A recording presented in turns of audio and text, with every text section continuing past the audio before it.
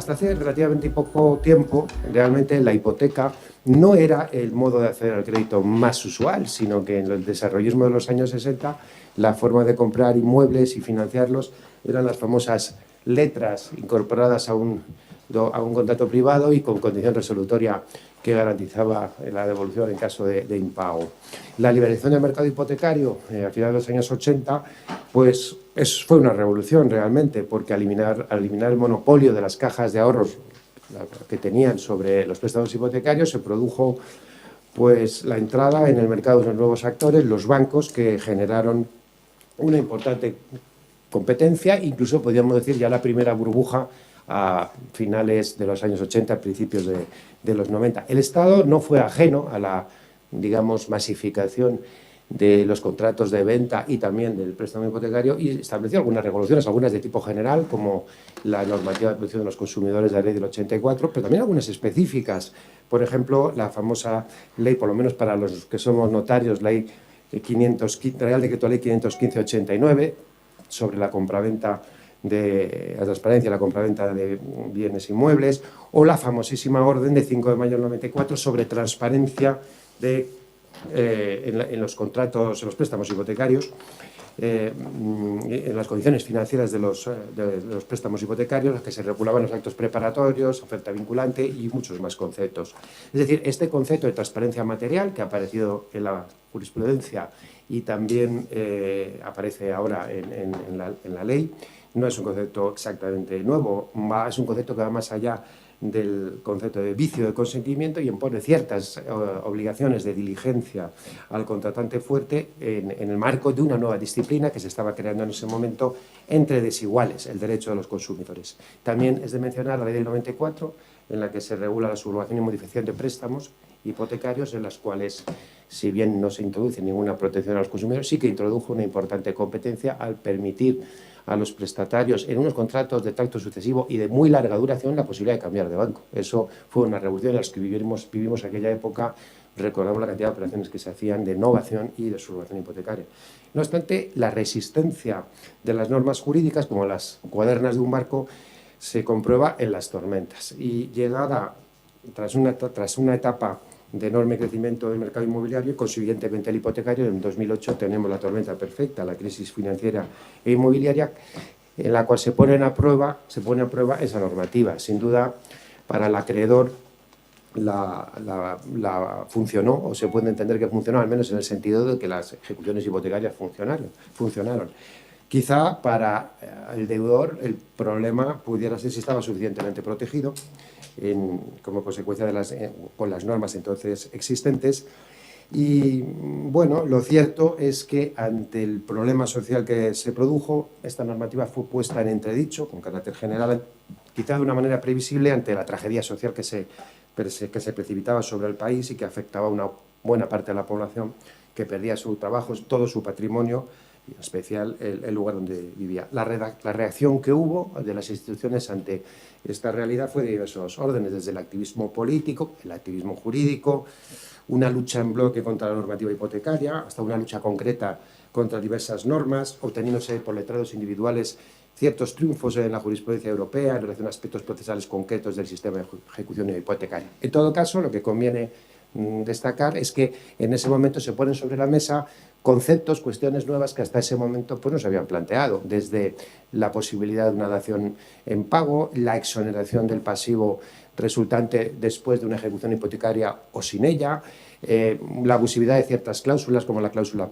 suelo, los intereses de demora, las cláusulas multidivisa, los préstamos multidivisa, la excesiva rigidez, la imposibilidad de reacción en los procedimientos ejecutivos ante las cláusulas abusivas, la necesidad de una adecuada evaluación del deudor para evitar el crédito irresponsable, incluso los ficheros de solvencia positiva como modo de mejorar el crédito y la competencia entre los bancos. El legislador actuó, no se puede decir que no, y hubo diversas normas no voy a citar, básicamente, vamos, la Ley 41/2007, la Ley 2/2009, una orden de 2011 precisamente sobre transparencia y protección del cliente de servicios bancarios que sustituye a la del 94, el Real Decreto Ley 8/2011, medidas de apoyo a los deudores hipotecarios, otro Decreto Ley de 2012 sobre medidas urgentes de protección a los deudores hipotecarios sin recursos, otra Real Decreto Ley de 2012 en este mismo sentido, la Ley 1/2013 de 14 de mayo de medidas para reforzar la protección de los deudores hipotecarios. No olvidemos tampoco la Ley 25/2015 del mecanismo de segunda oportunidad que introduce en España por primera vez la posibilidad de que se exonere ese pasivo en ciertos supuestos. La jurisprudencia también ha tenido un papel importantísimo, un papel activo, quizá intentando ocupar el hueco que el legislador dejaba y ha dado lugar a sonoras anulaciones, por ejemplo, en materias de cláusula suelo, intereses de demora, cláusulas multidivisa, poniendo sobre la mesa conceptos no totalmente nuevos, como hemos visto, como el de transparencia material, y en algunos casos, al menos en mi opinión, adoleciendo de un cierto afán justiciero, podríamos decir, no tanto por el fondo, sino por el procedimiento que a veces pareciera que es más propio del legislador que del juez, generando en algunas ocasiones una cierta confusión que ha devenido con algún revolcón en el ámbito europeo, como por ejemplo en el caso de la retroactividad, en el caso de la nulidad de las cláusulas suelo. También la legislación hipotecaria, europea, pues han tenido un papel decisivo. En este panorama nos encontramos con el proyecto que es objeto de nuestro seminario, que pretende, por un lado, incorporar parcialmente al ordenamiento jurídico español la Directiva 2014-17, pendiente de transponer, pero también pretende incluir otras normas más generales, como la normativa de transparencia y de conducta, que imponen obligaciones a los operadores, regular el régimen jurídico de los intermediarios y establecer un régimen sancionador.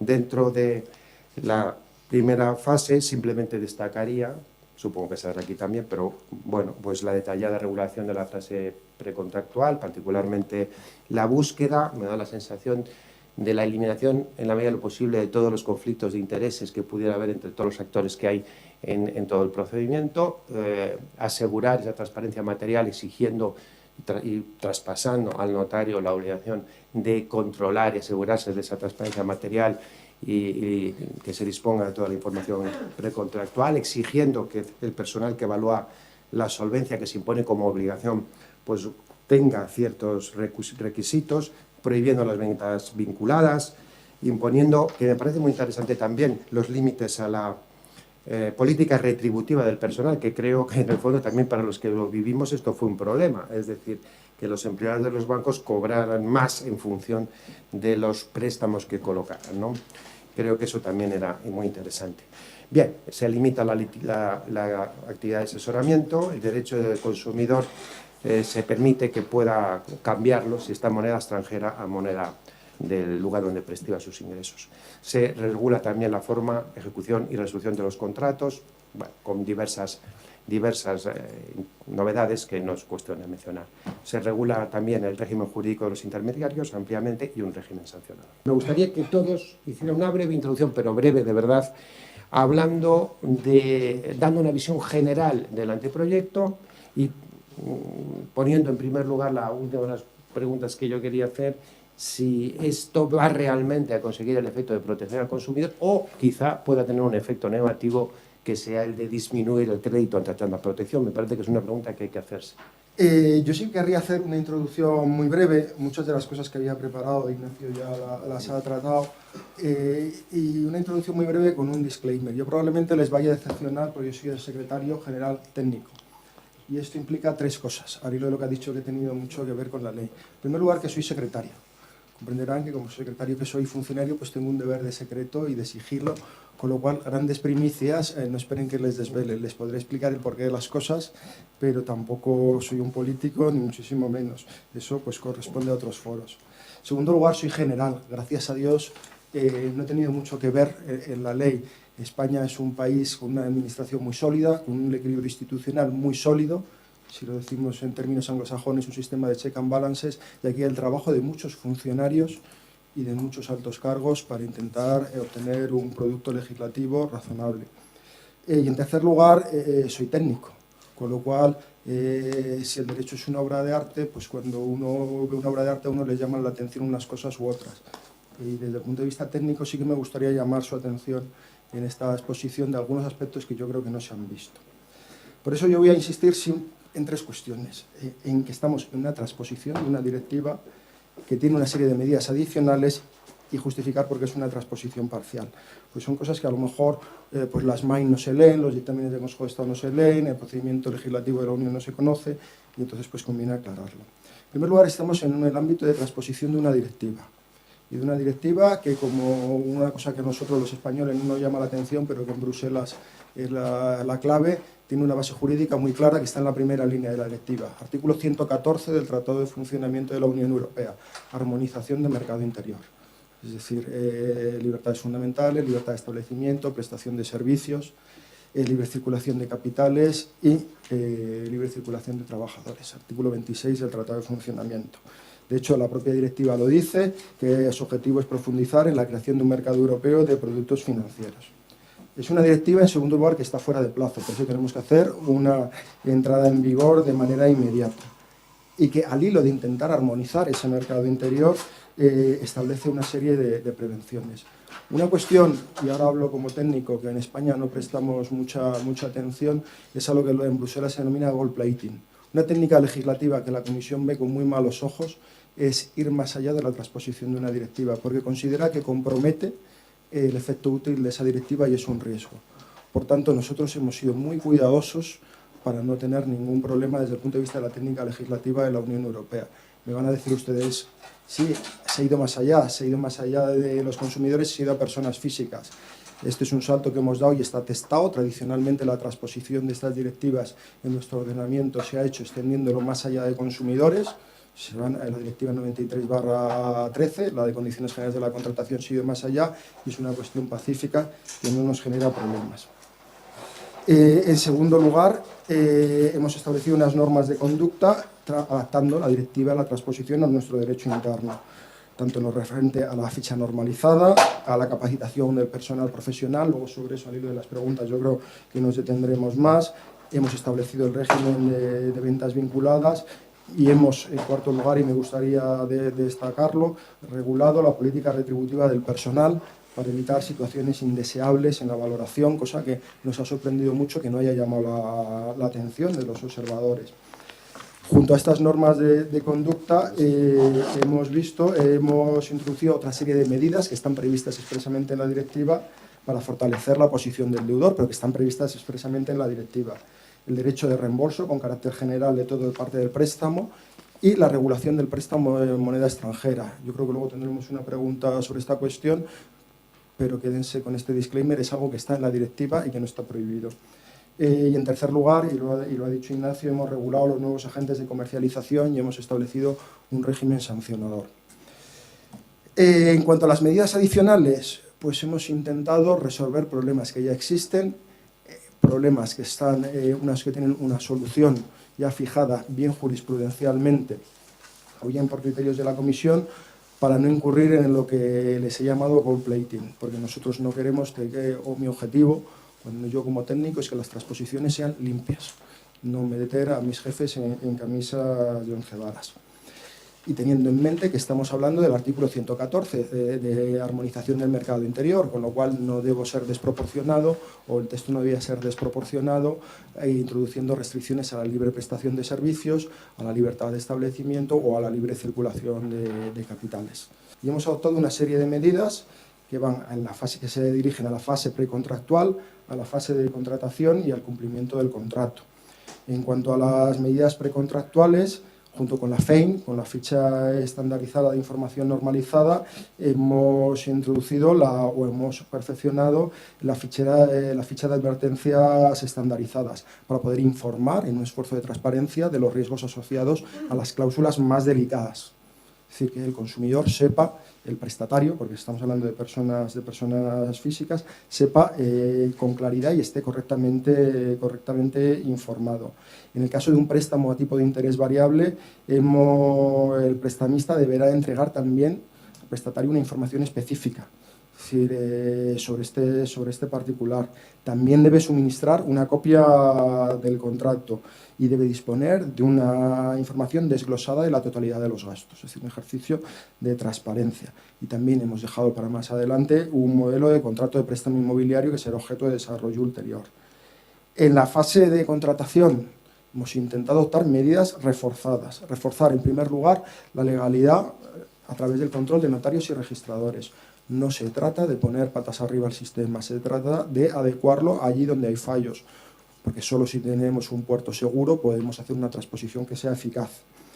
Hemos mantenido medidas que ya estaban o medidas que se han profundizado. Hemos profundizado, en primer lugar, en la labor de asesoramiento del notario. Los notarios para el Gobierno son una garantía en la materia de asesoramiento de préstamos.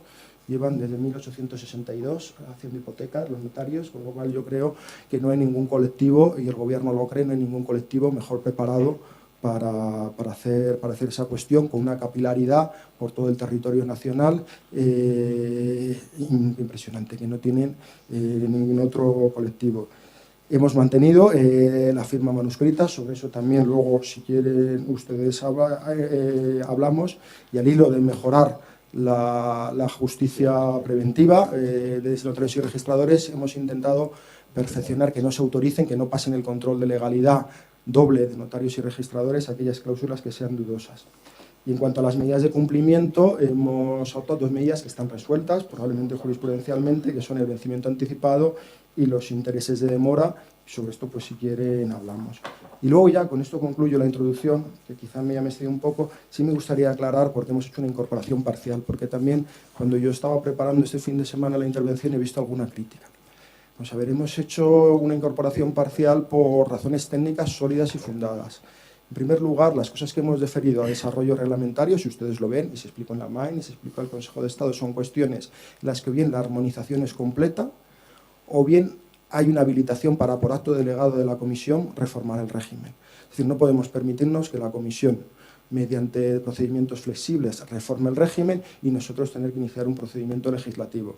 Para mantener el equilibrio institucional y que haya un sistema de check and balance eficaz, hemos sido muy cuidadosos a la hora de atribuir la coproponencia al Ministerio de Justicia. Yo creo que el sistema español en eso es saludable. Creo que había un artículo ayer en el Confidencial poniendo en valor el sistema español de check and balances y citando a los profesores García Enterría y Gaspar Ariño, y yo creo que eso es una cosa y es un trabajo que funciona. Nosotros todos los miércoles y todos los viernes nos pegamos entre los ministerios para ver cómo salen las cosas y salimos muy tarde, como bien sabe la profesora Cuena, a la cual le tuve que dejar tirada lamentablemente en una ocasión y le pido 1000 disculpas porque bien que me dolió. Y yo creo que hemos hecho un esfuerzo de dar una respuesta ágil y eficaz teniendo en cuenta la situación normativa del derecho de la Unión. Ha habido el trabajo de muchas personas detrás, es un trabajo técnico que yo creo que ha tenido un esfuerzo de un equipo magnífico en Tesoro, del Ministerio de Justicia también, por supuesto de la subsecretaría en la cual yo me integro, y por supuesto estamos pendientes de lo que aprueben las Cortes Generales para después ponernos a trabajar en el desarrollo reglamentario, que ya lo tenemos preparado, pero se entenderán que no lo pueda desvelar porque hasta que no tengamos los textos legales pues no podemos ponernos a trabajar oficialmente en ello. En esta crisis financiera ha habido problemas de abusos bancarios. Lo que está claro es que el origen de la crisis no está en la contratación bancaria. El origen de la crisis está precisamente en que ha habido un préstamo de alto riesgo, y esto ya no lo digo yo, lo reconoce el propio legislador comunitario en la propia directiva, un comportamiento irresponsable de los operadores del mercado. Que las entidades no evalúen la solvencia, pues parece que es algo absurdo, porque son ellas las que sufren las pérdidas, pero lo que sí que es cierto es que nosotros hemos vivido aquí como el riesgo bancario se ha trasladado básicamente a los consumidores, precisamente para intentar conseguir unos tipos de interés más bajos, y las pérdidas las han absorbido, bueno, pues todos los ciudadanos a través de rescates bancarios de entidades. También es cierto que también la nueva normativa en materia de Basilea III, en lo que se refiere a las previsiones bancarias, pues también establece nuevas exigencias, pero todos sabemos que la innovación financiera no tiene límites y los préstamos de alto riesgo se siguen estructurando y vendiendo a terceros y sacándolo fuera de entidades y de los balances, con lo cual, a través de los derivados crediticios. Con lo cual yo creo que el tema de la evaluación de la solvencia ha sido ahora un problema que efectivamente requiere una intervención legislativa potente. Y no se ha hecho, no se hizo en el anteproyecto de ley de crédito inmobiliario, y se lo dijo el Consejo de Estado. esta es una parte de la directiva, el artículo 18, que tiene que necesariamente ser traspuesta. No puede dejarse sin transponer. Y a las resultas del informe del dictamen del Consejo de Estado, finalmente se incluye en el artículo 9 una regulación de la evaluación de la solvencia que no altera, en mi opinión, nada el régimen anterior, porque no desarrolla, en mi opinión, el artículo 18 de la directiva comunitaria. Cuando a mí la directiva, realmente tengo que decirlo, no me gusta, pero aquí estamos hablando del proyecto. La directiva es demasiado vaga, demasiado amplia, deja mucho margen de maniobra, y para saber si verdaderamente han cambiado algo las cosas, tenemos que tener en cuenta que hasta la fecha el préstamo responsable, la obligación de evaluar la solvencia contemplada en varios textos legales, tenía como única sanción las sanciones administrativas impuestas por el supervisor. Es decir, la misma entidad que está obligada a garantizar la solvencia de la entidad es la misma que en teoría tendría que imponer estas sanciones administrativas a las entidades que incumplieran este deber de evaluar la solvencia. Lo que dice la directiva, fundamentalmente, es que, así como la obligación de evaluar la solvencia ha estado siempre regulada desde la normativa prudencial para proteger la solvencia de las entidades, la directiva, tanto de crédito a consumo como la hipotecaria, la traslada a la protección del consumidor financiero. Y ese traslado no se hace ni en el proyecto de crédito inmobiliario. ¿Por qué? Porque directamente se deja igual, se mantiene exactamente el mismo esquema.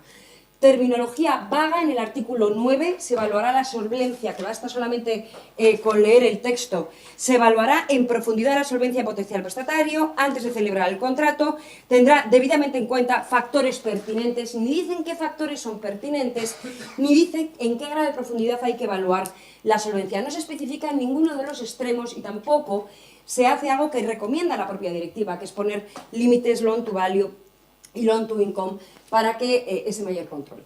Pues bien, lo que está claro es que la obligación de evaluar la solvencia, tal y como ha estado diseñada hasta ahora, vuelve a estarlo en el proyecto de ley, y es una obligación vaga sin desarrollar con unas consecuencias que son administrativas, sanciones administrativas impuestas por el Banco de España. Y mi pregunta es, ¿qué consumidor va a denunciar a una entidad financiera cuando las consecuencias de esa denuncia no van a tener consecuencias en su propio contrato, sino exclusivamente en la entidad? Unas denuncias que se hacen ante el Banco de España, cuyas resoluciones además no son vinculantes para las entidades, y esas sanciones se podrán poner o no se podrán poner. Ese sistema ha fracasado y ese sistema nos ha llevado a esta crisis financiera. Por lo tanto, eso hay que cambiarlo. ¿Cómo hay que cambiarlo? Bueno, pues el haber traspuesto tarde la directiva tiene muchas ventajas, y es que podemos ver también lo que se ha hecho fuera. Y lo que se ha hecho fuera, en otros ordenamientos como Bélgica, por ejemplo, o Francia, es establecer consecuencias en el ámbito del derecho privado, y que por lo tanto el cumplimiento de la evaluación de la solvencia no sea solamente controlable por el supervisor, sino también por parte de los jueces. ¿Qué es lo que pasa si una entidad se encuentra con que una persona tiene un test negativo de solvencia? ¿Puede conceder el crédito o no? En teoría, la directiva dice que se velará para que no se conceda ese préstamo, y esto se reproduce textualmente. El prestamista solamente pondrá a disposición el préstamo, solo pondrá el préstamo a disposición del prestatario si el resultado de la solvencia indica que es probable que lo va a devolver. Claro, parece que es lo razonable, que es lo que hará toda entidad financiera. Pero hay una prohibición de contratar. Yo creo que no. Pero esto se tenía que haber aclarado. Yo creo que no hay una prohibición de contratar, porque aquí también hay que evitar el oportunismo por parte de los consumidores. Y sobre todo hay que guardar lo que es la esencia del negocio bancario, que es el riesgo. No se puede obligar a las entidades a contratar a riesgo cero, sobre todo porque además el mercado de crédito funciona con asimetrías informativas que implican que esto es muy difícil en ocasiones de verificar exactamente cuál es la capacidad económica de los deudores. Pero habrá que establecer algún tipo de consecuencias, o esto habrá que desarrollar qué consecuencias tiene si el prestamista concede ese préstamo ante un test negativo. La nulidad del contrato, yo creo que hay que descartarla sencillamente porque perjudica al propio consumidor, que tendría que devolver el préstamo. ¿Qué han hecho en otros ordenamientos? Establecer solo, cuidado, para los casos en los que el deudor es insolvente por un sobreendeudamiento activo, porque una persona puede ser perfectamente capaz de devolver un préstamo cuando lo contrae y que luego le concurran circunstancias que le impiden devolverlo. Eso, cuando son circunstancias, un divorcio, una enfermedad, que se va al paro, bueno, pues obviamente no se puede responsabilizar al banco de la insolvencia de ese señor, porque en el momento de la concesión esa persona era solvente. La obligación de evaluar la solvencia tiene como ámbito de aplicación lo que es el sobreendeudamiento activo, que este señor sea solvente en el momento de la concesión. ¿Y qué pasa si el banco da un préstamo en estas condiciones? Yo entiendo que hay que preservar la libertad contractual, pero si el señor es insolvente por consecuencia de ese sobreendeudamiento activo, las consecuencias que se tienen que derivar tienen que ser algunas en el ámbito del derecho privado, como es la pérdida de intereses moratorios y remuneratorios o una subordinación crediticia en el procedimiento concursal. Si el acreedor no tiene límites en la ejecución, volverá a tener incentivos para el préstamo responsable. Nada de esto se aclara en el proyecto de la directiva, se sigue manteniendo el que será el Ministerio, que parece que ya lo tienen hecho, en que en vía reglamentaria desarrollará la obligación de evaluar la solvencia, pero desde luego yo creo que aquí el proyecto se queda absolutamente corto en un aspecto que me parece que es decisivo. Es el derecho comparado europeo desde el punto de vista de la transparencia, la protección del cliente, del servicio de los productos bancarios eran bastante avanzadas. Sobre todo y en particular, hacía referencia Ignacio al principio a un montón de ellas, ya desde la orden de 1994, pero yo creo que en este punto en particular, pues hay que hacer referencia a la orden del 2011, ¿no? Es verdad que es una orden ya posterior al estallido de la crisis, con lo cual el juzgar la bondad del derecho español vigente, incluida esa orden, por los resultados de una situación contraída cuando esta orden no estaba vigente, pues no es muy riguroso desde el punto de vista intelectual. Y en ese sentido, es verdad que la orden no ha producido efectos respecto de lo que ha sido la actividad crediticia anterior, aunque respecto de eso haré alguna consideración después en relación con lo que es la actitud de los bancos frente a la concesión de crédito, ¿no? Pero, volviendo al contenido de la orden, y en particular al artículo 18, que es derecho vigente, pues oye, ahí hay un contenido muy detallado de las informaciones que deben proveerse al banco por parte del cliente y que el banco debe de recabar desde el punto de vista de hacer un análisis de solvencia, ¿no? Bastante detalladas. La verdad es que yo, si las leo, no se me ocurre qué más pedir.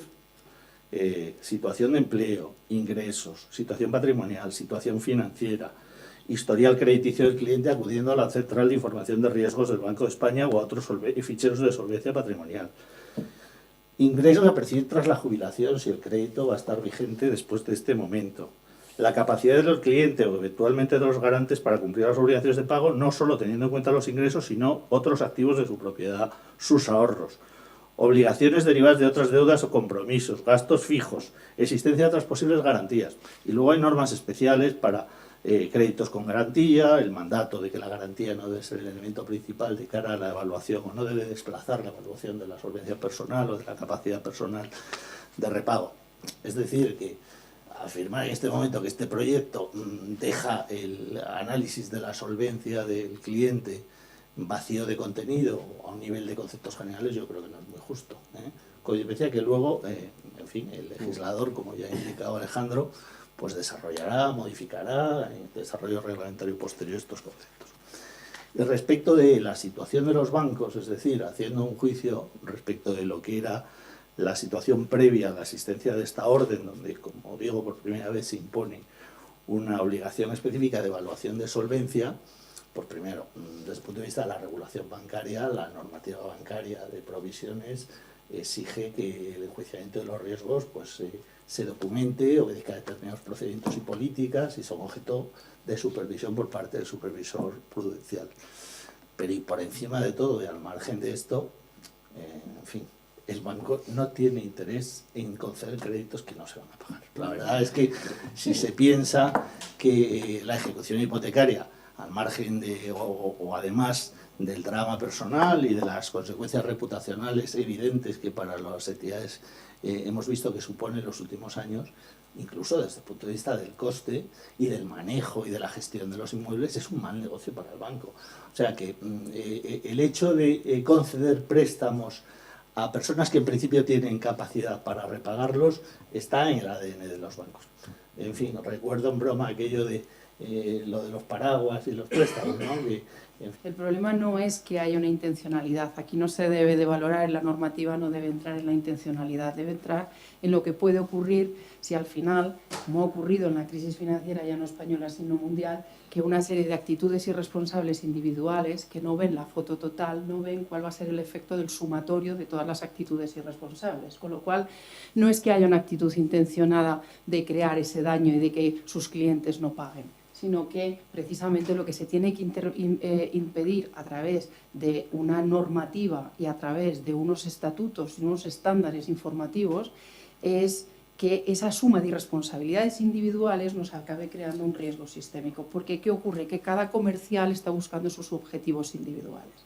El por qué una entidad financiera vende desde 31 de diciembre de 2006 a 31 de diciembre de 2008 en escasos 18 o 24 meses, más de 30.000 hipotecas multidivisa, cuando las previsiones de todos los mercados de futuros y derivados en divisas eran de batacazo absoluto, y por qué su activo se pasa de 300 millones a más de 4.000 millones en esos 18 meses, es un hecho. No vamos a entrar en la intencionalidad. Que internamente hubiese un defecto del cumplimiento normativo y que Tesorería, que son los que estaban todo el día viendo cuáles eran las perspectivas del mercado de las divisas, no estuviesen en coordinación con la parte comercial que estaba vendiendo a cascoporro esas hipotecas multidivisa a través de 300 sucursales. Pues eso es un problema interno de la propia entidad financiera. Entonces, lo que hay que evitar es esas circunstancias. No debemos de entrar en valorar si la actitud es malévola o no, porque a nadie le interesa eso. Entonces, yo creo que ese es un discurso del que hay que huir. O sea, cuando decimos que se ha sido irresponsable y que se han concedido préstamos de manera absolutamente irresponsable, no debemos de entrar en la valoración. Entonces, yo, añadiendo dos matices a que si esta normativa va a cumplir o no los objetivos que persigue, también se ha hecho una manifestación a que si se puede hacer una crítica es a la directiva y no tanto a la ley, porque la ley se somete a la directiva. Las directivas tienen una técnica legislativa y unos objetivos determinados, que es crear estándares. Entonces, la directiva constantemente está hablando de que los Estados miembros velarán, que los Estados miembros cuidarán, que los Estados miembros... Y luego establece una serie de principios, que el crédito solo se otorgará viendo las necesidades exactas, el objetivo que quiere de financiación el cliente, las circunstancias expresas de ese cliente, hipótesis razonables. Entonces, todas esas generalidades que en el marco de una directiva pueden ser razonables, luego tienen que ser incorporados a las normativas nacionales y objetivados por parte de la legislación nacional. Lo que no se puede quedar, como decía Matilde, es en las mismas ambigüedades que en escala comunitaria pueden tener su sentido. Entonces, ¿cuál es el problema de la ley? Que la ley no baja realmente a establecer sistemáticas, y este proyecto de ley, desde mi punto de vista, tiene algunas virtudes, pero tiene también múltiples defectos que nos pueden llevar al mismo sitio, no baja a establecer mecanismos que realmente garanticen esa transparencia material que están exigiendo los tribunales y que está exigiendo la Unión Europea. ¿Por qué no se garantiza la transparencia material? Pues porque la transparencia material, no nos olvidemos que, de acuerdo con las definiciones del Tribunal Supremo, es que quede clara cuál es la posición jurídica y la posición económica en un sentido de comportamiento previsible y probable de ese contrato, cuál va a ser el devenir en la ejecución de ese contrato. Esa transparencia material es utilizar hipótesis razonables, es informar de todos los datos que tiene el banco y transmitírselos al cliente. No es limitarse a decir, no, su hipoteca multidivisa puede subir un 20% para arriba o para abajo. Después, decimos, la hipoteca multidivisa no, ya entraremos en ese tema. La hipoteca multidivisa no está prohibida. No, pero es que una cosa es la hipoteca en divisa y otra cosa es la hipoteca multidivisa, que tiene una herramienta especulativa. Entonces, o sea, aquí lo que se ha hecho ha sido un mero traje, creo yo, en determinados aspectos, que es trasladar esa directiva, pero sin tener herramientas concretas y eficientes para garantizar la transparencia material. Y luego tiene un defecto, desde mi punto de vista, que es un poco perverso y que yo ahí sí que le veo cierta perversión, y es que ya se hizo además con la orden de transparencia de préstamos hipotecarios del año 2011. En la orden de transparencia del año 2011, que también empieza por la protección del consumidor, o sea, yo hoy en día cualquier norma que empieza por régimen jurídico, protección al consumidor, ya vamos a ver qué es lo que viene detrás. Entonces, en esa orden de transparencia se volvió a incorporar artículos y disposiciones que eran contrarios a los estándares de transparencia material que ya estaban siendo establecidos por todos los tribunales y por la jurisprudencia española. Y me refiero a los estándares de transparencia material en los derivados financieros. Cuando todas las sentencias estaban diciendo que para cumplir con el estándar de transparencia material se tenía que decir cuál era el comportamiento previsible y probable, cuál era el fair value de ese derivado, cuál era el coste de partida, si se partía de una situación de equilibrio o no teniendo en cuenta las cifras de mercado, en la orden de transparencia se mete una disposición que lo único que pretende es decir, el banco informará de si hay coste de cancelación o no puede haber coste de cancelación. Y si lo hay, será en condiciones de mercado. Ese artículo de la orden de transparencia que en el año 2011 recogía una redacción que ya había sido considerada insuficiente por los tribunales, se aprueba y de hecho la Audiencia Nacional en un recurso cuya dirección letrada es mía, la Audiencia Nacional en una sentencia de 15 de julio dijo la orden de transparencia hay que interpretarla cuando se refiere a los swaps y se refiere a los derivados en coordinación con lo que dice la Ley de Mercado de Valores. Porque si un producto financiero, un producto bancario va adherido a un producto financiero, habrá que cumplir no solo la orden de transparencia, sino la Ley de Mercado de Valores. Y esta ley vuelve a hacer lo mismo. Incorpora redacciones que ya han sido declaradas insuficientes por los tribunales y además no se acuerda de la Ley de Mercado de Valores. No se acuerda de que está constantemente trufado de se establecerán sistemas de cobertura, mecanismos de limitación de riesgos. ¿Cuáles son esos sistemas de cobertura? ¿Cuáles son esos mecanismos de limitación de riesgo? ¿Cuál va a ser el coste de todos esos mecanismos? O sea, creo que es un texto que efectivamente se limita a trasladar directiva y que realmente no va a garantizar la transparencia material. Y solo digo una cosita más. ¿Y por qué no? Porque, por ejemplo, el procedimiento que es patrio del artículo 13, este es donde intervienen nuestros señores notarios. El notario, como mucho, va a poder garantizar la transparencia en la posición jurídica que adopta el prestatario, pero nunca una transparencia respecto del comportamiento económico previsible y probable del contrato. Yo creo que algunas cosas sí las trata el proyecto, como el tema de la remuneración que ha dicho Nacho, pero también es verdad que a lo mejor hay otros incentivos, como es el tema de las sanciones, que efectivamente nosotros, o sea, la experiencia es que las sanciones administrativas en estos temas tienen una eficacia muy, muy limitada, ¿no? El efecto reputacional aparentemente es nulo y después el efecto económico normalmente también lo es. O sea que yo creo que en realidad no se trata de... todo esto no es ir contra los bancos y las limitaciones que se pongan no es ir contra los bancos, sino al revés, es que entre todos tenemos que evitar que se produzcan esos errores en la contratación que, por supuesto, no siempre benefician a los bancos, a veces perjudican a todos, a los clientes y a los bancos. Es decir, el crédito mal concedido perjudica muchísimo al cliente, pero también perjudica al banco y eventualmente al contribuyente también, como dice Nacho. Es decir, que es que hay cosas aquí que pueden parecer limitaciones a los bancos y que en realidad el legislador les hace un favor limitando determinadas cosas. Es decir, yo en relación con lo que ha hablado Alejandro, el tema de las restricciones, hay que verlo, es que a veces las restricciones son buenas para la contratación según en qué tipo de cosas, como se ve en el tema de la contratación financiera. Es decir, no puedes ofrecer cualquier cosa a cualquiera y en un producto tan específico como un préstamo hipotecario sobre una vivienda, pues no se puede ofrecer cosas muy fantasiosas porque no es lo que necesita la gente cuando compromete una parte muy importante de sus ingresos. O sea, yo soy, no sé, yo me considero en términos intelectuales más que económicos liberal, pero es que las restricciones a veces son buenas para todos en el mundo de la contratación y en contrataciones tan específicas como esta. Yo quisiera decir dos ideas o tres al hilo de lo que han dicho tanto Javier como Segismundo. Luego ha dicho una cosa, Javier, que yo creo que es importante y como lo ha dicho él, se lo agradezco, es que la normativa de 2011 fue la referencia y que nos han mirado bien. Es decir, lo que ha pasado hace 30 años, pues evidentemente pues, difícil solución tiene, pero eso es una normativa que se ha tenido en mente.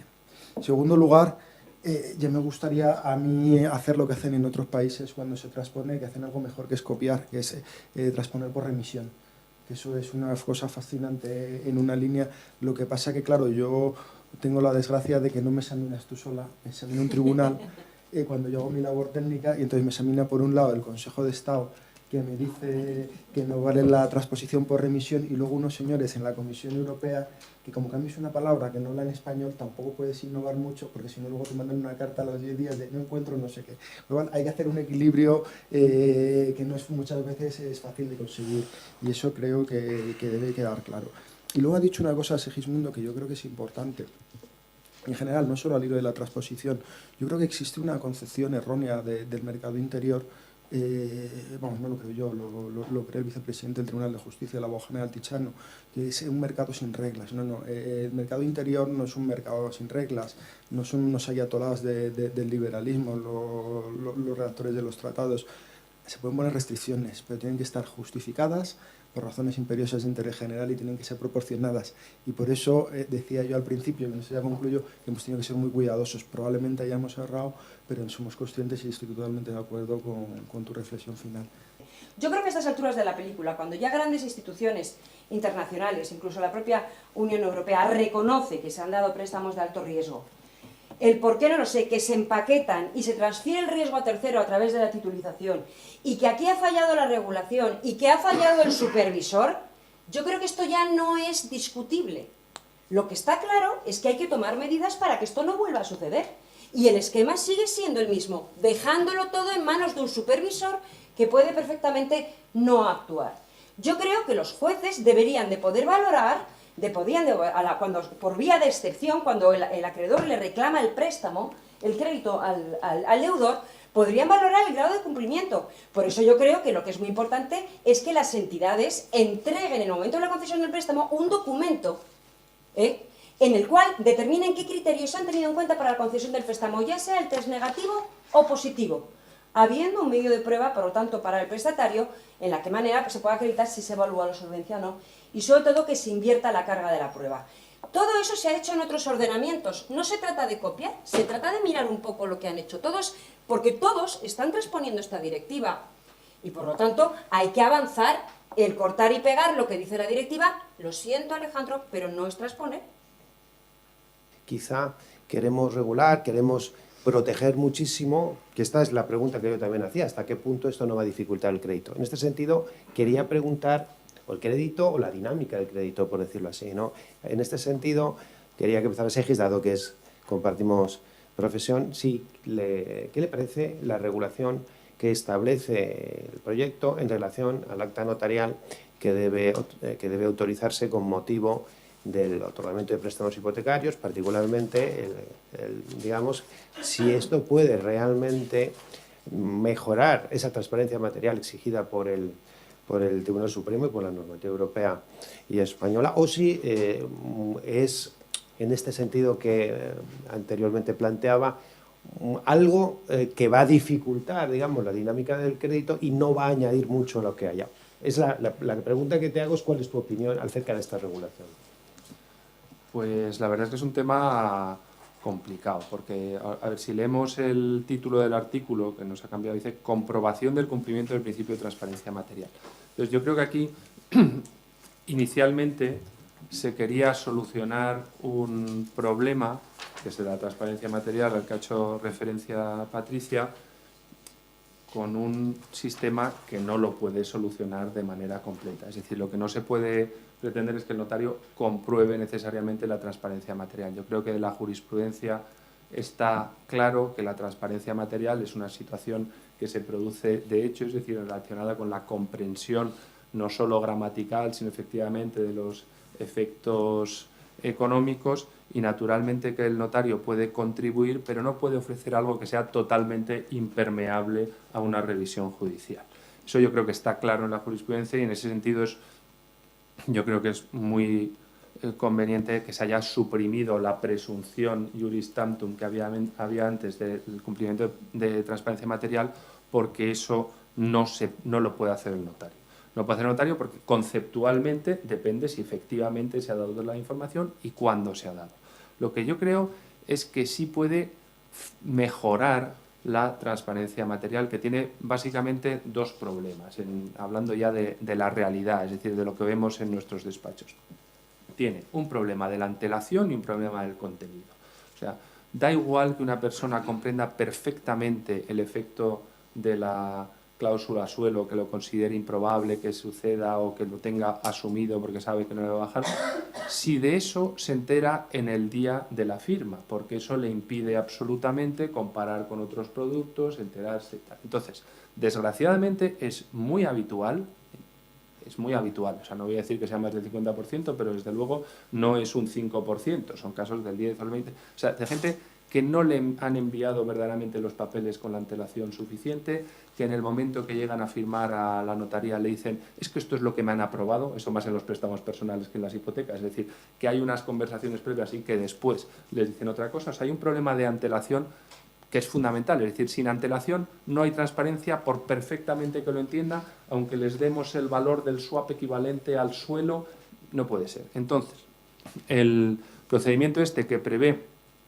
que se entregue, que el notario compruebe que se ha entregado con antelación la información al prestatario, yo creo que sí es útil y en el fondo no es, estamos actuando como controladores de los bancos o podemos actuar como controladores de los bancos, pero como decía antes, no se trata de perseguir a los bancos, es que estamos colaborando con ellos porque ya el tío que tienes en la sucursal X, que es un dejado y un despistado, pues ya tiene la obligación porque si no, no se lo manda al notario con la antelación suficiente, no va a poder firmar la hipoteca. Es decir, yo creo que en ese sentido es bueno siempre que se establezca un sistema, porque para mí el texto es muy deficiente ahora mismo, tal y como está redactado, tenía que ser que el banco se lo remita al notario y que el notario se lo remita a su vez al correo electrónico del prestatario, que es la única manera de controlar que efectivamente tiene la antelación, o sea, ha producido con la antelación suficiente. Y en los casos supuestos en que no haya correo electrónico, pues habrá que buscar otro sistema o obligar a ese prestatario a que venga con 7 días de antelación a la notaría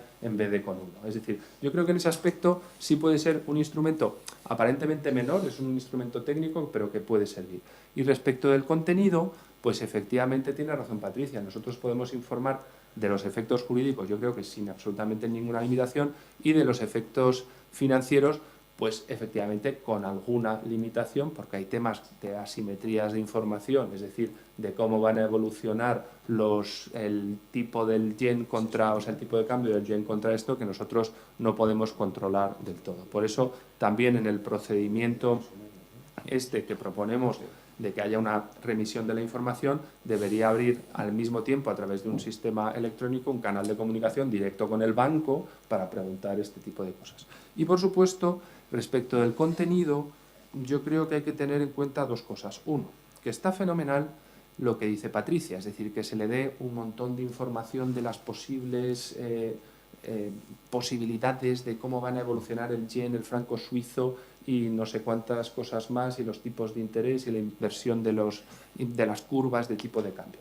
Pero la realidad es que la mayoría de la gente quiere pagar una cuota y no se va a estudiar todos esos temas. Entonces, para evitar tener que entrar en temas de transparencia complejísimos, ahí yo creo que hay algunos temas. Uno, primero, que se puede mejorar la información. Es decir, es absurdo que las previsiones sobre modificación de la cuota como consecuencia de la variación del tipo de interés se digan que son a 5 y a 15 años cuando la duración media de los préstamos es 25 o 30. Lo lógico es que te lo dieran con el plazo, o sea, con el pasado, pero con el plazo que tú vas a coger el préstamo. Yo creo que eso se debería ampliar. O sea, hay cosas que se pueden mejorar en la información, que es sencillo. Y después hay cosas que no se pueden mejorar. Y yo particularmente comprendo que esto es una batalla perdida. En el caso del préstamo multidivisa para consumidores, para compra de vivienda, las personas cuando compran su vivienda, o al menos la vivienda habitual, empeñan una parte de sus ingresos enorme en eso. Cosa que no tiene ninguna correlación porque la inflación, el interés variable, normalmente si sube la inflación aumentarán tus ingresos. El yen no tiene ninguna correlación con tus ingresos. Entonces, para mí no tiene ningún sentido que es conceder préstamos en divisas a personas que no obtienen sus ingresos o tienen patrimonio en esa moneda. Directamente sería mucho más sencillo y les estaríamos haciendo un favor a los bancos. Yo tengo amigos en los bancos que me decían, no, claro, porque yo les decía que tal, y de repente que no se podían conceder o que se tenía que hacer a colectivos. Y de repente me un tío muy contento diciendo que ha vendido no sé cuántas al colectivo de bomberos. Estoy hablando de su propio banco. Entonces yo creo que para evitar esas barbaridades, es que les hacemos y tener que estar controlando a todo el mundo el banco de que actúan de acuerdo. Es que yo creo que los préstamos para vivienda habitual no se pueden conceder en divisa porque no hay ninguna correlación, y por mucho que tú entiendas y te den información, no eres capaz de asumir el riesgo que eso supone. El asegurarse de que el prestatario tiene la escritura y todas las condiciones económicas con la antelación suficiente va a permitir que haya que se cumpla con el principio de la accesibilidad a las condiciones generales de la contratación. Porque es que el gran problema que ha habido con las hipotecas multidivisa, y se podrá decir cualquier cuestión que se diga, porque a lo mejor se dice que no, que eso no ocurría, pero ocurría, y en todos los casos que yo tengo contrastados, es que las escrituras se conocían el mismo día de la firma. Y en ese momento era cuando los prestatarios, sus 192.000 euros, los veían traducidos a una cantidad en divisas, porque hasta ese momento se les había dicho que lo que iban a pagar era la cuota. Entonces, ya para empezar, si nosotros ponemos la oferta vinculante, o ponemos el FEIN, o ponemos la escritura con antelación en su disposición, por lo menos la posición jurídica como prestatario en divisa la podrá tener. Pero es que además, de esa manera, también se podrá ver si ese señor está aceptando ser prestatario en divisa. Y ahora entro ya con el tema de la divisa. Lo que regula la ley del crédito hipotecario, de crédito inmobiliario, y lo que regula la directiva son los préstamos en divisa. Y lo que se ha comercializado en España no son préstamos en divisa, son préstamos multidivisa, que es una cosa muy distinta. Un préstamo en divisa, y aquí estoy entre notarios, y de esto sabéis 1000 veces más que yo, un préstamo se perfecciona con la entrega, ¿verdad? Y un préstamo en divisa es un préstamo en el que una parte recibe divisa y la otra parte entrega divisa y se perfecciona con esa entrega. En los préstamos multidivisa, y he traído un ejemplo para que veáis la farragosidad de la redacción del caso más exagerado, en una entidad financiera que su cláusula financiera primera dice: la entidad entrega a la parte prestataria que recibe un préstamo multidivisa de 168.000 euros por su contravalor en las divisas convertibles en España. Hasta aquí, señores notarios, ¿estamos ante un préstamo en divisa? Si te entregan 168.000 euros por su contravalor en las divisas convertibles en España. Dice: dicho contravalor se calculará en base al cambio de vendedor del euro que Ofertebank te da. Siguiente párrafo. El préstamo inicialmente queda formalizado en 27.293.280 yenes, punto y coma, equivalentes, y esta no es la redacción que yo quería porque hay otras, equivalentes a 168.000 euros. Contravalor en divisas a efectos informativos, pendiente de confirmación en el momento de la disposición.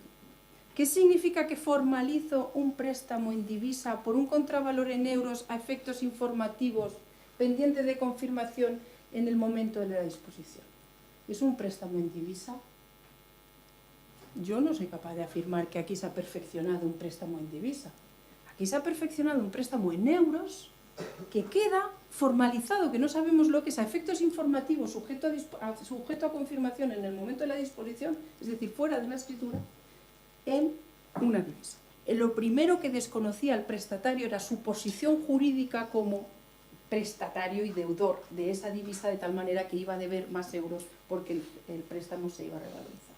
Entonces, si me dan la escritura antes, hombre, pues por lo menos esta redacción, si voy a ser deudor en divisa o no, lo habré visto con antelación, con lo cual ahí mejoramos si realmente a partir de la aprobación de esta ley eso se cumple. Pero ahora vamos a la transparencia material. La directiva dice que hay que informar y hacer escenarios de si se revalorizan un 20%, un 20% arriba, un 20% abajo. Pero la directiva dice otras muchas cosas que no dice la ley. Dice lo que dice Segismundo, que habrá que ver si el préstamo multidivisa es idóneo teniendo en cuenta las circunstancias del prestatario, si cumplen los objetivos del prestatario. Si los objetivos del prestatario son simplemente ahorrarse unos euros en la cuota porque quiere quedar referenciado al LIBOR, el camino no es una multidivisa. No es una multidivisa, porque la multidivisa lo que le puede suponer es una revalorización del principal que le fagocite cualquier ahorro. Entonces, esas cuestiones que son realmente las que van a garantizar una comercialización responsable, parece que se olvidan y que aquí el banco va a quedar indemne solo porque haya dicho, oiga, si se le revaloriza el principal un 20% o se le disminuye el principal un 20%, yo ya se lo estoy diciendo. Porque hay otra cuestión, no solo la transparencia jurídica, sino la transparencia económica. Es decir, ¿cuál es el comportamiento previsible y probable de ese contrato, de esa hipotecas multidivisa? Claro, si nos vamos a los años 2007 y 2008 y vemos cuáles eran las previsiones que había en aquel momento de revalorización de las divisas, Sergismundo dice, hombre, pero no le vamos a hacer a un prestatario en divisas hacer un máster de experto en divisas o en futuros de divisas. Totalmente de acuerdo contigo.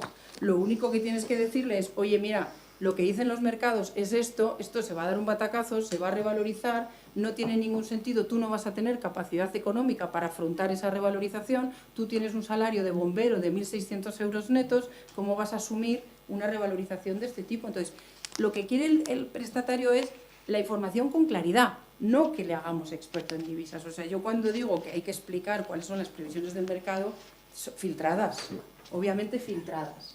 Y así se garantizaría la transparencia material, porque yo estoy con Sergismundo, que en ningún caso es idóneo y responde a los objetivos de financiación de un ciudadano medio español el tener una hipoteca multidivisa.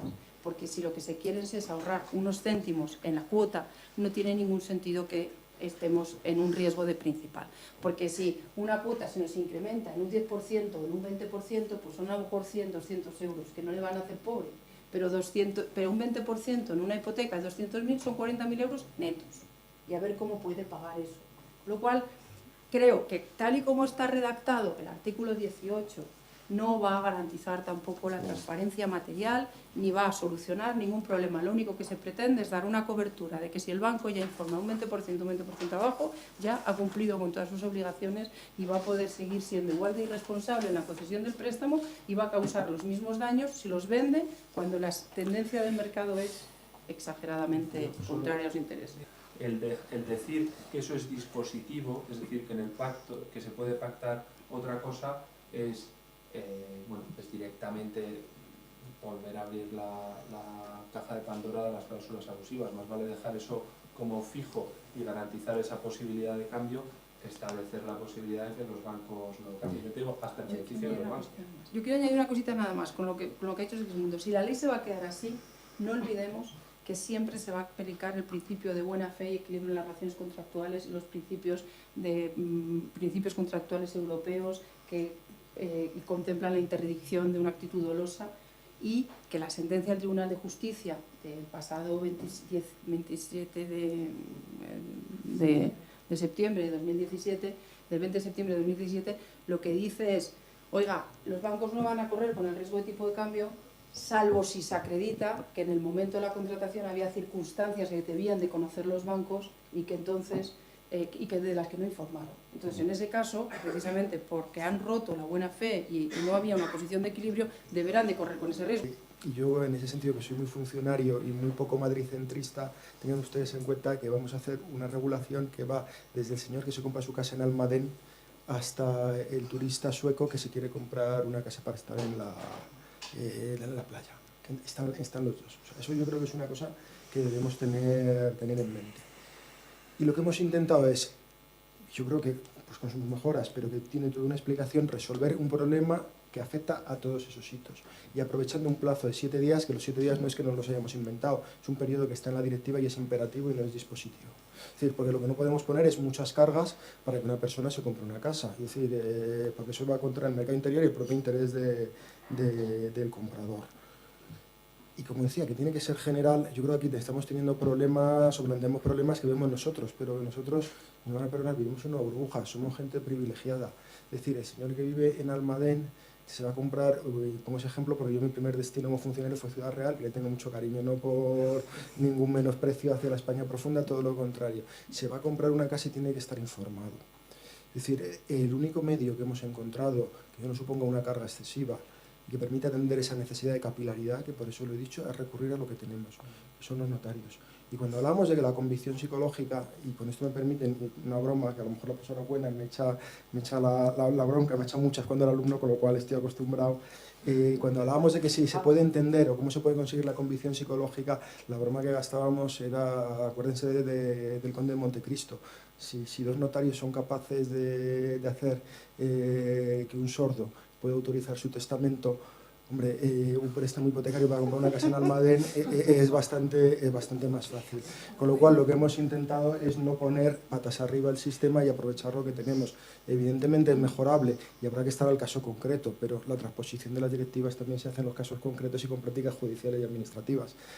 Evidentemente, todas las sugerencias que han dado las hemos apuntado y las estudiaremos. Claro.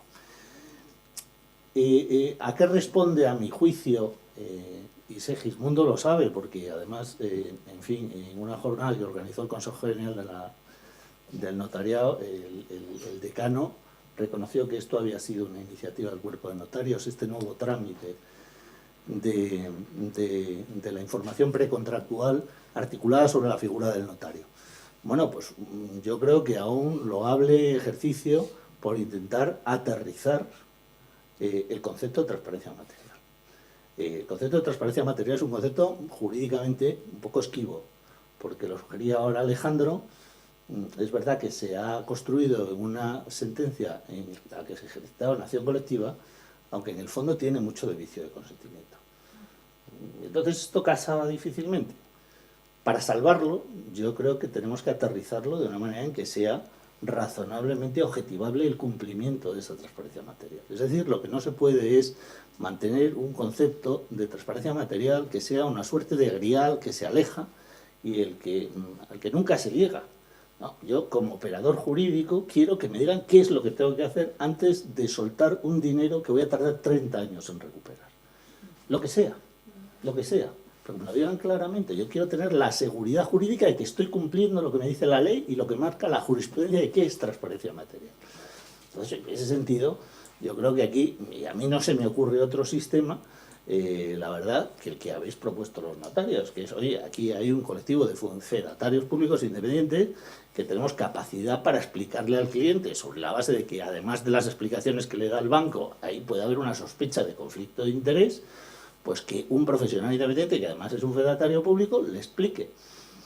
Y a partir de ahí, en fin, el sistema no será perfecto, pero la verdad es que no se me ocurre ninguno mejor. Ya existían antecedentes en la doctrina del Tribunal de Justicia de la Unión Europea que decía que para poder valorar si una cláusula era abusiva o no, de acuerdo con la Directiva 93/13, había que estar a que si, en virtud de las reglas de buena fe, se podía haber conocido cuál sería el comportamiento previsible y probable de ese contrato. Entonces, es un concepto, el de la transparencia material, que lo que subyace en él es el equilibrio de posiciones, el cumplimiento de los estándares de buena fe, y eso es anterior a la sentencia de 9 de mayo de 2013. O sea, la sentencia de 9 de mayo no crea derecho, sino que confirma derecho. Yo creo que la diferencia, lo que incluye esta sentencia de 2013, y de alguna manera lo solidifica en un concepto, es que no basta con eso. No basta con que se hayan cumplido por el banco esos requisitos. Esta es la diferencia. Es ahí donde crea ese concepto. Digo, bueno, se ha cumplido todo, se ha hecho la oferta vinculante, se ha dado con antelación, pero aún así no hay transparencia material. Esta es la diferencia. Claro, porque yo y entonces, perdona, mete, en cierto sentido, ahí el concepto que decía Javier, el concepto de vicio de consentimiento, ¿no? O sea, considera que incluso habiendo cumplido el banco absolutamente todos los requisitos formales que le imponía la ley, aún así puede haber un problema de consentimiento. Cuando lo que se entendía es que no es así. Hombre, mire, usted nos ha enterado su problema. El banco ha cumplido todos los requisitos. Ha la oferta, ha hecho no sé qué, ha advertido, el notario ha subrayado. Esa es la diferencia, yo creo, ¿no? Claro, pero yo creo que también el concepto de transparencia material que trabaja el Supremo está muy vinculado a la complejidad, a cómo se van complicando los contratos.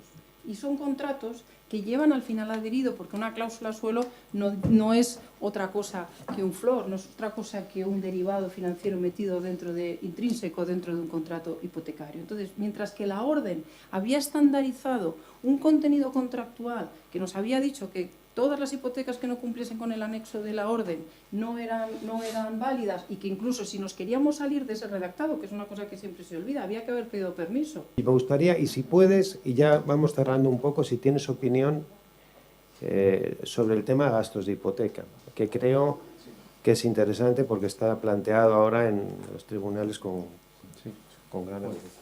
No, yo únicamente quería decir que en relación con la regulación de los límites a los intereses de demora, que ha sido uno de los temas clásicos de cláusula abusiva y uno de los problemas en la ejecución, yo creo que la regulación es pues poco afortunada, porque se establece un fijo de 3 veces el interés legal del dinero como interés de demora con carácter imperativo. Yo creo que eso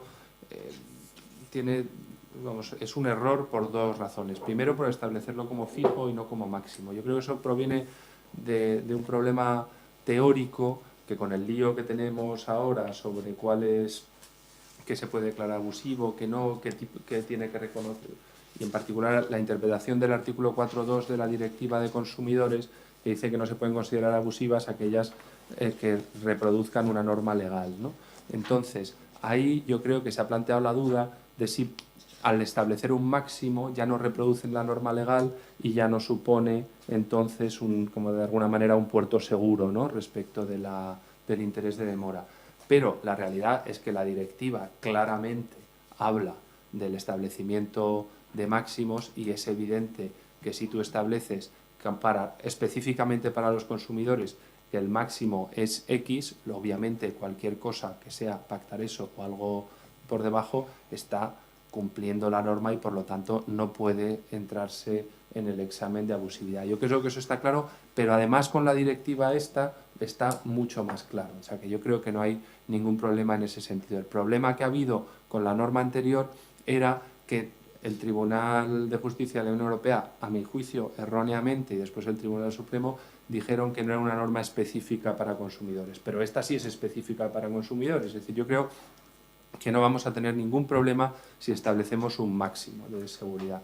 Y segundo, yo creo que es absurdo ponerlo en 3 veces el interés legal del dinero, que es una cosa que ya se ha declarado abusivo por parte de los tribunales. Es verdad que ahora teóricamente sería aplicable, pero vamos, no tiene sentido aplicarlo, no se corresponde con los criterios que da la directiva de compensación y no de sanción que tiene que tener los intereses de demora, y no se corresponde tampoco con los demás criterios que utiliza nuestra ley en la mayoría de los supuestos de demora. Es decir, pues en unos casos es 1,25 veces el interés legal, lo más que tenemos es el descubierto en cuenta, que son 2,5 veces el interés legal del dinero, y parece lo lógico, y es lo que se ha hecho en la mayoría de los países, establecer un máximo, y lo que ahora mismo está aplicando el Tribunal Supremo, establecer un máximo, unos puntos con un determinado máximo por encima del interés ordinario. Yo creo que eso sería la solución adecuada, pudiendo además, y yo creo que habría que extenderlo a los préstamos, en otra norma si se quiere, pero a los préstamos en general para consumidores, que nos iba a ahorrar también muchos problemas en la contratación y en la ejecución. Intereses de demora, pues es un tema que le dimos muchas vueltas. Yo creo que hay que distinguir, hay 2 cosas: la regulación imperativa del concreto tipo de interés. Y voy a decir por qué. La regulación imperativa, tenemos claramente, y lo he dicho al principio, hemos manejado puertos seguros. No hemos querido innovar ni hemos querido hacer nada. Hay 2 puertos seguros santificados por la jurisprudencia del Tribunal de Justicia: sentencias Barclays y sentencia Unicaja. La sentencia Barclays es la que dice que una norma imperativa no puede ser abusiva, porque lo sustraes a la autonomía de la voluntad. Y la sentencia Unicaja, que yo recuerdo que ha habido mucha gente que me ha contado historias, les digo que es una sentencia que conozco bien porque tuve el honor, como bien sabe don Fernando Zunzunegui, que le conozco de mi vida anterior, de ser el agente del Reino de España en ese pleito, con lo cual esa sentencia en concreta me la conozco bien. La sentencia lo que nos decía es que un máximo no resuelve el problema de abusividad. Es decir, no resuelve el problema de litigiosidad, con lo cual, ante una situación que es un problema, hemos optado por una actuación regulatoria muy invasiva. Y es verdad, que es sustraerlo a la autonomía de la voluntad, pero está fundado. El artículo 28, yo entiendo, y como todo en derecho es discutible, que no se vulnera, y por 2 motivos. En primer lugar, porque es una opción nacional. El artículo 28 es una opción nacional, es decir, no es una armonización plena. y en segundo lugar la propia directiva no es una armonización plena, lo cual nos devuelve a la parte anterior. Hemos hecho algo que no está, su base jurídica no es la directiva, pero que está amparado en sólidos pronunciamientos jurisprudenciales, y desde luego fuera de España, cuando lo han visto, nadie nos lo ha criticado. En gastos, en cambio, la solución no es el importe, es verdad. El importe nosotros hemos tomado como referencia el del 114.3, que es el triple interlegal del INE. Actualmente es un 9%. La gente, y yo te agradezco mucho tu precisión, es la primera vez que alguien en público nos da razones fundadas tomando otras referencias u otros escenarios. Yo creo que en el debate parlamentario será, pero eso ya no es un tema que me competa porque yo soy un técnico, a lo mejor es algo que hay que discutir y habrá que ofrecer escenarios, pero ahora mismo con el triple es un 9%. Nosotros manejamos series de los últimos años, series temporales, y quizá, y voy a ser honrado intelectualmente, a lo mejor lo que hay que alargar es más las series temporales, a un lado a otro, para ver los excesos y fijar un tope. Vamos, el triple era porque era el del 114.3, o sea, eso no, pues el del 2, se podía haber tomado el del 2,5, pero el del 114.3, cuando fue al Tribunal de Justicia, nadie lo cuestionó, con lo cual, y el Tribunal no lo cuestionó, fue el motivo. Nos sentimos cómodos con ese puerto seguro. Sí, pero aquí, como le decía Matilde, tenemos muchos miembros en el tribunal que nos examina de la tesis doctoral, y entonces no es fácil satisfacer a todos. En cambio, una regulación tan invasiva en gastos de la autonomía de la voluntad no es fácil, porque tenemos una pluralidad de regímenes, una pluralidad de pronunciamientos jurisprudenciales que se contradicen, las dos salas se contradicen, con lo cual dar una solución general imperativa no era posible o no era prudente. Por eso hemos optado por reforzar la transparencia, que era menos invasivo y podía ser más seguro. Si en un momento determinado vemos un criterio seguro, se ve un criterio seguro, pues se podrá estudiar, me imagino. La cosa es que sea antes de que esté aprobada el texto en las Cortes Generales. Y además tengan ustedes, vamos, yo lo que cuando estuvimos peinando vimos gastos notariales, tú ibas a la jurisprudencia menor y había para todos los gustos. AJD, pues aparte de que con Hacienda hemos topado, que todo el mundo tiene problemas con Hacienda, incluso como decía Fernando Díez Moreno, el propio subsecretario de Hacienda a veces tiene problemas con Hacienda, pues las dos salas se contradicen, lo cual, más allá de la transparencia, no teníamos un interés seguro que nos permitiera superar ese test de proporcionalidad que les he dicho, que siempre lo que hacemos en el ámbito de la Unión Europea. Ha sido un ejercicio bastante conservador, lo reconozco, pero era nuestra obligación. Podemos habernos equivocado, y gracias por habernos dado otros puertos seguros que si llegan vía enmienda, pues los estudiarán los técnicos. Es el tema estrella que tanto le gusta a nuestra vicepresidenta, que es cómo deben ser valorados, ¿no?, para evaluar la solvencia, qué incidencia tiene el nuevo proyecto de ley de protección de datos, en fin, la posibilidad de compartir los ficheros de datos positivos, si debe establecerse también para otras entidades que no sean las bancarias.